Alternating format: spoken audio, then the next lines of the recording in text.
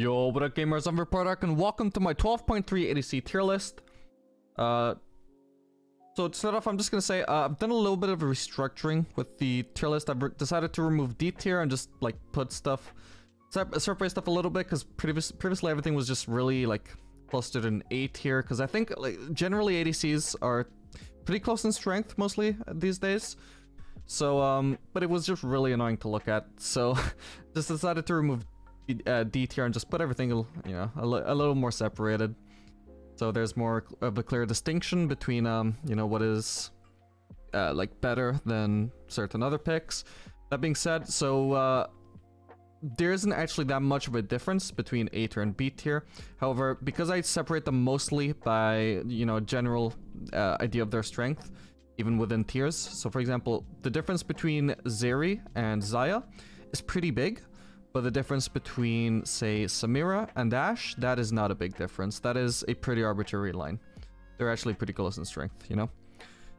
As for the other tiers, though, there is a big difference, I think, between S tier and A tier, and there is also a big difference between C tier and B tier.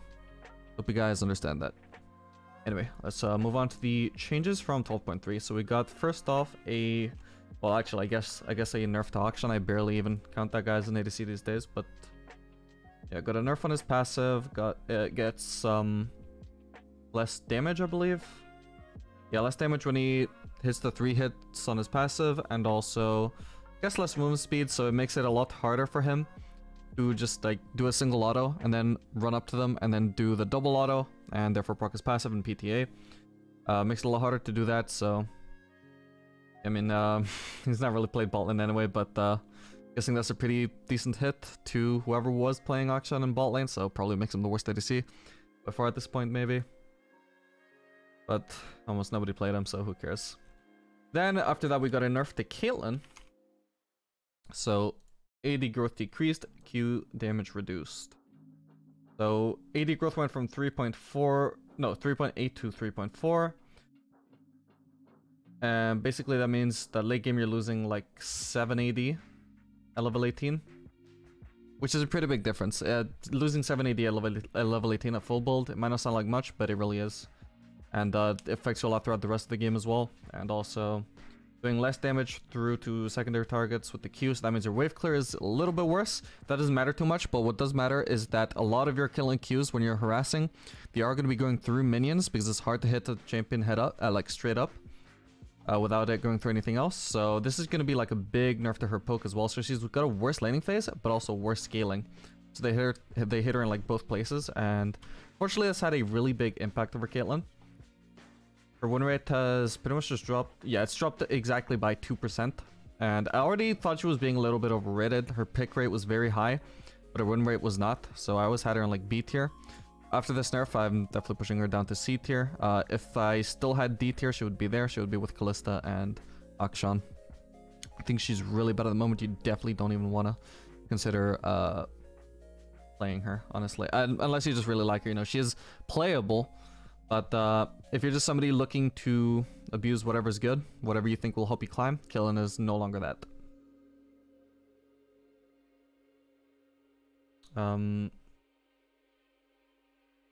After that, we got the Senna changes. So passive soul rate drop for Senna's farm is reduced.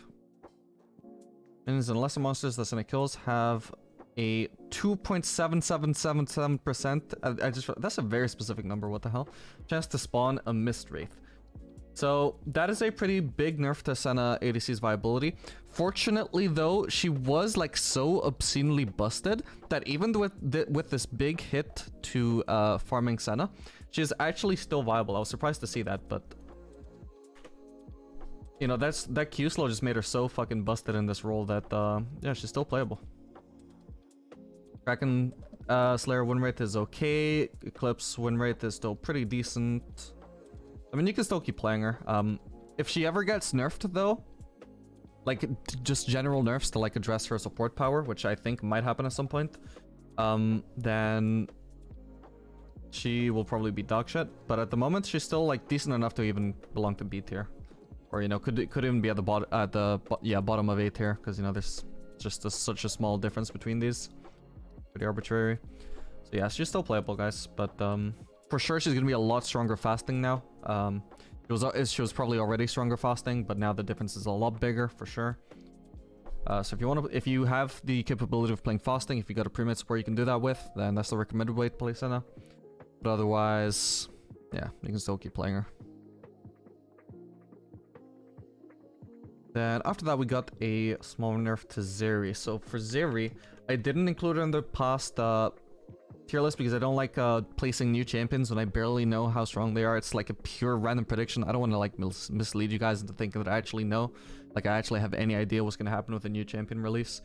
So I didn't have her, but if I, you know, later on in the patch, once I did get a gauge for her strength through win rates, she would have been an S tier for sure. She was actually tied with Senna for being probably the strongest ADCs of the patch. They were both an S tier for me.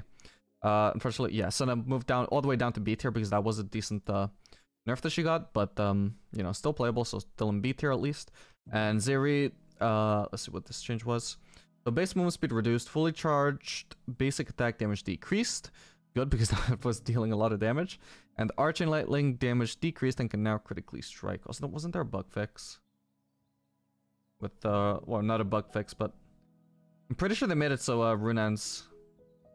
Oh, right. So they made it so Runan's doesn't proc her ultimate as well. Yeah, proc her ultimate as well. That was in a hotfix in the previous patch though, because she was way too strong. However, Runan's was still pretty good on her after that, and should still probably be. So yeah, so the main change here is chain lightning magic damage can now critically strike. You know, a whole bunch of nerfs, but also this change to try and like buff her viability with crit builds, since her most dominant build was Trinity Force. I think her most dominant build will probably still be Trinity Force. However, it just buffs like Runa and Second Atom on her. Gives her more reason to, you know, keep on building that rather than just moving on to Titanic Hydra Second Atom. It does make the viability of crit builds just a little bit better, but you can still see Triforce probably just going to continue to be by far the most dominant throughout the patch, unless some new build manages to pop up that incentivizes her to build a little more crit. Who knows, maybe that might happen, but for the most part, I'm assuming you'll still want to build Triforce. You can do either Fleet Footwork or Lethal Tempo, both are fine. I'd say just maybe use Fleet Footwork into like range or matchups that outrange you really hard, and you're going to need some sustain to survive that, and also some mobility to get into their face. Otherwise, Lethal Tempo will do just fine too. Okay, and that's all the changes for this patch. And aside from that, I also have a correction for Tristana. So in the previous patch, Tristana got a buff. I should have brought that up, but it was you know, some irrelevant HP regen change, and also she got about plus 40 base HP at level 1. I actually really underestimated how big a deal that would be on her, but I forgot just how much Tristana actually loves HP. So you can see it here. For example, look at this massive win rate difference she has between Overheal and Triumph compared to Presence of Mind. Presence of Mind on her, it makes a lot of sense. A lot of players really love it and stand by it. In theory, it should be a really good rune on her because it makes sure you always have mana to make use of your W resets. But it's still way worse than Triumph and Overheal. Why? Because Tristana is just this like hyper aggressively positioning ADC, just wants to jump into melee range to get that extra bomb stack with her W. She takes more damage than the average ADC because she has to like go more aggressive. And so when she often survives fights, it's often by very slim margins. So she just cares about that flat HP way more than any other ADC.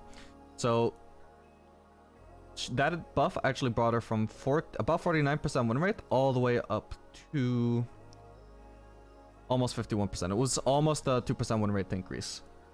And so as a result, I've moved her, where the fuck is this? All the way up to A tier.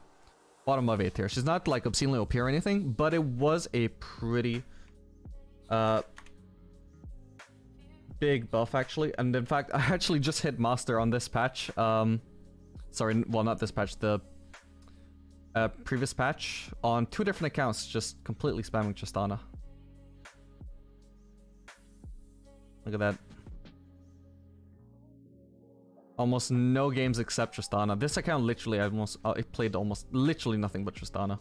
Just one Mordekaiser jungle game, I think. Mordekaiser top, actually. Yeah, she's pretty good at the moment. I've always maintained that she's one of the AD carries with the most like carry potential, because she obviously has a really good laning phase, and if you snowball in the early game, you can transition that really easily into a mid to late game carry, because you got so much self peel, and you do a lot of damage if you have the items and the XP as well to get enough range to actually put out that damage. So I've always found her a really good pick to carry with when she's strong, and I would say she's strong right now. Not one of the strongest, you know, I've only put her at the bottom of 8 here. I think for the most part these other picks are all better than her. But, you know, if you're good at Tristana, just give her a go and see what you think. It could be pretty good for you at the moment to climb if you're good at her. Certainly working really well for me. Anyway, as usual, we got Vayne and Jinx and S here. Vayne still with the shield bow into Ginsu's build, and then you can do with sand, or you can do Phantom Dancer. Really depends what you need. Jinx also you can do. I wouldn't actually recommend doing Runehands with her at the moment. I would only recommend either, well, Kraken Slayer or Gale Force should be fine. But you want to do either Phantom Dancer second, or you want to do Storm as a second. Either one of those. You don't want to do Runehands at the moment. It's just not really worth it. You do way more single target damage with Phantom Dancer, and like the extra AoE gain from Runehands and this extra Whiff Clear, it just doesn't really outvalue just how much more damage you're dealing with Phantom Dancer. I mean, that 20 extra AD, it is just actually so massive. I've been playing it with it a lot recently. It's just incomparable. And yeah, aside from that, Twitch seems to be pretty good in the meta at the moment ever since his last buff. Kog'Maw's also pretty decent, both good with Lulu, who's pretty decent at the moment. Samira got hit a little bit by the shield bow, otherwise she would be at the top of 8 here. Shield bow nerf, I mean. Ashe also, same for her.